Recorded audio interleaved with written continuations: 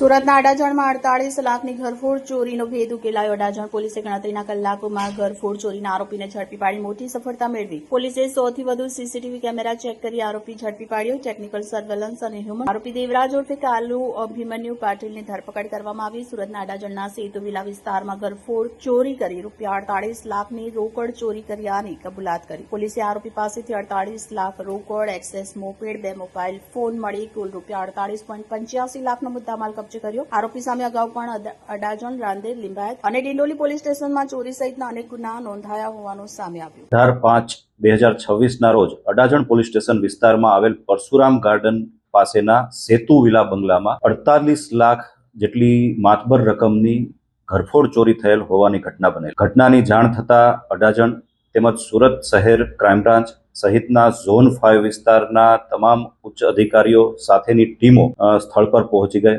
ગુનાની જે ઘટના બનેલ તે ડિટેક્ટ કરવા માટે અલગ અલગ ટીમો બનાવવામાં આવેલી, જેમાં અડાજણ પોલીસની વિવિધ ટીમો ગુનો ઉકેલવાની દિશામાં કાર્યરત થયેલ. 100 થી વધુ સીસીટીવી ફૂટેજ ચેક કરતા ઘરફોડ ચોરી કરનાર આરોપીના વાહનની ઓળખ પ્રસ્થાપિત થઈ, જેના આધારે આરોપી સુધી પહોંચવા માટે વિવિધ કામગીરી હ્યુમન ઇન્ટેલિજન્સ તેમજ ટેકનિકલ ઇન્ટેલિજન્સના આધારે કામગીરી શરૂ કરવામાં આવી. શરૂઆતમાં ગુનો કર્યા બાદ આરોપી મુંબઈ તરફ ભાગી ગયેલ હોવાની હકીકત જણાય, જેના આધારે પોલીસની એક ટીમ મુંબઈ તરફ રવાના થયેલ. આ દરમિયાન જે ચોરીમાં લેવામાં આવેલા રૂપિયા જે આરોપીએ સુરત ખાતે જ એક ખંડેર મકાનમાં છુપાવીને નાસી ગયેલ. જે પૈસા લેવા માટે આરોપી પરત સુરત ખાતે આવેલો અને આરોપીનું પગેરું મેળવી પુણા વિસ્તારમાં આવેલ સહારા દરવાજા પાસેથી આરોપીની અટકાયત કરવામાં આવી. આરોપીની પ્રાથમિક પૂછપરછ દરમિયાન આરોપી પાસેથી તેની તપાસ કરતા 4 લાખ રૂપિયા જેટલી રકમ તેની પાસેથી મળી આવેલ. આ ઉપરાંત યુક્તિ પ્રયુક્તિથી